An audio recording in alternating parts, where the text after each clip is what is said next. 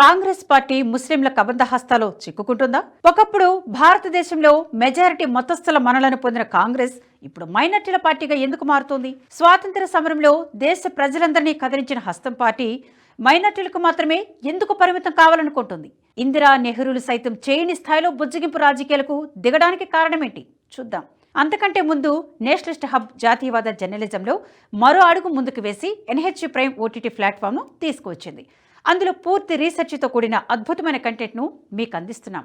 ఇప్పుడే www.nhprime.in వెబ్సైట్లోకి login అయి సబ్స్క్రైబ్ చేసుకోండి. హస్తం పార్టీ మైనార్టీల బుజ్జగింపు రాజకీయాలు తారాస్థాయికి చేరుకుంటున్నాయి. తాజాగా బీజేపీ సీనియర్ నేత దిగ్విజయ్ సింగ్ సంచలన వ్యాఖ్యలు చేశారు.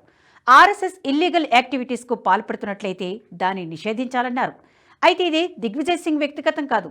ఈ వ్యాఖ్యలు ఉలేమా బోర్డు నుంచి వచ్చాయి. మహారాష్ట్రలో ఎన్నికల వేళ మహావికాస్ అఘాడీ కూటమికి తమ మద్దతును ఇవ్వాలంటే ఉలేమా బోర్డు కొన్ని షరతులు విధించింది.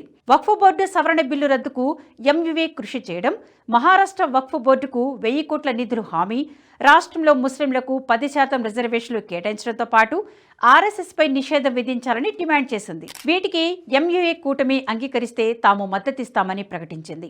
ఈ నిబంధనలకు కాంగ్రెస్ అంగీకరించినట్లే కనిపిస్తోంది. అందుకే తాజాగా దిగ్విజయ్ సింగ్ కూడా ఆర్ఎస్ఎస్ను నిషేధించాలని కేంద్రాన్ని కోరారు. కేవలం మహారాష్ట్రలోనే కాదు, అటు వయనాడ్లోనూ కాంగ్రెస్ ఇదే పని చేస్తోంది. గాంధీ కుటుంబ వారసురాలు ప్రియాంక గాంధీ వయనాడ్ ఎంపీ అభ్యర్థిగా ముస్లిం లీగ్ మద్దతుతో బరిలోకి దిగారు. వాస్తవానికి కాంగ్రెస్ పార్టీ పుట్టినప్పటి నుంచి గాంధీల కుటుంబం ఎక్కువగా అమేథీ, రాయ్బరేలీ స్థానాల్లోనే పోటీ చేసేది. ఇందిరకాలం నుంచి ఈ 2 స్థానాలు గాంధీ కుటుంబానికి కంచుకోటలు. కానీ 2019లో రాహుల్ గాంధీకి అక్కడ ఓడిపోతామన్న సంకేతాలు స్పష్టంగా కనిపించాయి. అక్కడ స్మృతి ఇరానీ బలం పుంజుకోవడంతో మరో స్థానంలో పోటీ చేయాల్సి వచ్చింది. దీంతో ముస్లింలు అధికంగా ఉండే వయనాడు స్థానాన్ని ఎంచుకున్నారు. అనుకున్నట్లే విజయాన్ని సాధించారు. 2024 ఎన్నికల్లోనూ రాహుల్ గాంధీ ఈ స్థానం నుంచి విజయాన్ని సాధించారు. అదే సమయంలో అమేథీ నుంచి గెలుపొందడంతో వయనాడు స్థానానికి రాజీనామా చేశారు.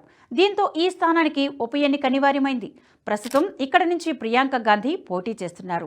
అయితే గాంధీల కుటుంబం యూపీ నుంచి కేరళకు, అది కూడా వయనాడుకు వలస రావడానికి ప్రధాన కారణం ముస్లిం ఓటర్లే. అందులోనూ ఇస్లామిక్ ఛాందస్వాద భావాలన ముస్లిం లీగ్కు అక్కడ చాలా పట్టు ఉంది. దీంతో కాంగ్రెస్ విజయం నల్లేరుపై నడకే అన్న వాదన వినిపిస్తోంది. మరో ఇస్లామిక్ పార్టీ ఎస్డిపిఐతోనూ కాంగ్రెస్ దోస్తీ చేస్తుంది.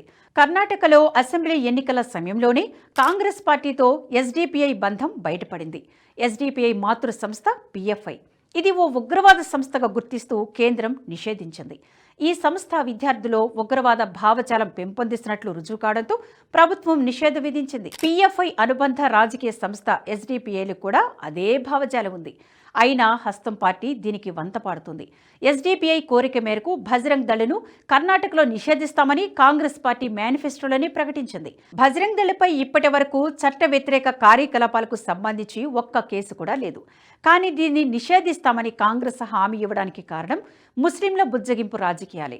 కర్ణాటకలో కాంగ్రెస్ పార్టీ అధికారంలోకి వచ్చిన తర్వాత ఎస్డిపిఐ కోరిక మేరకు హిందూ వ్యతిరేక విధానాలను అవలంబించింది. కర్ణాటక ఆర్టీసీ బస్సుపై ఆంజనేయుడి స్టిక్కర్ ఉండగా అది మతతత్వాన్ని పెంపొందిస్తుందని, దాన్ని తొలగించాలని ఎస్డిపిఐ నాయకుడు ఆరిఫ్ ట్విట్టర్లో కోరారు. దీనికి కర్ణాటక ఆర్టీసీ ఆగమేఘాలపై సమాధానం చెప్పింది. హనుమాన్ స్టిక్కర్ను తొలగిస్తామని హామీ ఇచ్చింది. కాంగ్రెస్ ఎస్డిపిఐ దోస్తీ వ్యవహారానికి మరో ఉదాహరణ అంజనాద్రి. సాక్షాత్తు హనుమంతుడు పుట్టిన కొండగా పేరొందిన పుణ్యక్షేత్రం అంజనాద్రికి వెళ్లే రహదారిలో విద్యుత్ దీపాలపై హిందూ మత చిహ్నాలు ఉన్నాయి. అది పుణ్యక్షేత్రం కాబట్టి ఆ స్తంభాలపై శంఖు చక్రాలను అమర్చారు. దీనిపై ఎస్డిపిఐ జిల్లా కలెక్టర్కు కంప్లైంట్ చేసింది. దీంతో వెంటనే వాటిని అధికారులు తొలగించారు. ఇవి మచ్చుకు కొన్ని ఉదాహరణలు మాత్రమే. కర్ణాటక ప్రభుత్వం బుజ్జగింపు రాజకీయాల్లో భాగంగా ఒక్క ఎమ్మెల్యే కూడా లేని ఎస్డిపిఐ వంటి పార్టీలకు జీ హుజూర్ అంటోంది. ప్రస్తుతం మహారాష్ట్ర ఎన్నికల వేళ అసలు కనీస ప్రాధాన్యత లేని ఉలేమా బోర్డు కోరిక మేరకు ఆర్ఎస్ఎస్ను నిషేధించాలని కాంగ్రెస్ పార్టీ కోరుతుంది. అయితే అటు ముస్లిం లీగ్ అయినా, ఎస్డిపిఐ అయినా, ఉలేమా బోర్డు అయినా చెప్పుకోదగ్గ పెద్ద పార్టీలేమీ కావు. కనీస ప్రాతినిధ్యం కూడా లేని చిన్నా చితక సంస్థలు. ఇస్లామిక్ ఛాందసవాదాన్ని నరనరాన జీర్ణించుకున్న సంస్థలు. క్లారిటీగా చెప్పాలంటే భారతదేశాన్ని ఇస్లామిక్ రాజ్యంగా ఏర్పాటు చేయాలని బలంగా నమ్మే మత ఛాందసవాద గ్రూపులకు అవి వేదికలు. అటువంటి వాటితో కాంగ్రెస్కు జతకట్టడం, పైకి సెక్యులరిజం అని చెప్పుకోవడం సంఘ విద్రోహ చర్యకు ఊతమిచ్చినట్లు కాదా? దేశంలో మొహబ్బత్కి దుఖాన్ అని నినదిస్తూ రాడికల్ ఇస్లామిక్ సంస్థలకు మద్దతు ఇవ్వడం సెక్యులరిజం ఎలా అనిపించుకుంటుంది? పిఎఫ్ఐ ఉగ్రవాద కార్యకలాపాల్లో నిమగ్నమైనట్లు ఎన్ఐఏ దగ్గర పక్కా ఆధారాలున్నాయి. అందుకే పిఎఫ్ఐని ఉగ్రవాద సంస్థగా గుర్తించి నిషేధించింది. 2047 కల్లా దేశాన్ని ఇస్లామిక్ రాజ్యంగా ఏర్పాటు చేయాలనే లక్ష్యంతో ఉన్న సంస్థకు అనుబంధ రాజకీయ విభాగంతో పొత్తు పెట్టుకోవడం ద్వారా కాంగ్రెస్ పార్టీ ఎటువంటి సందేశాన్ని ఇస్తుంది? ఇప్పుడు ప్రపంచంలోనే అతిపెద్ద స్వచ్ఛంద సంస్థలో ఒకటైన ఆర్ఎస్ఎస్ను నిషేధించాలని కోరడం ఎంతవరకు సమంజసం?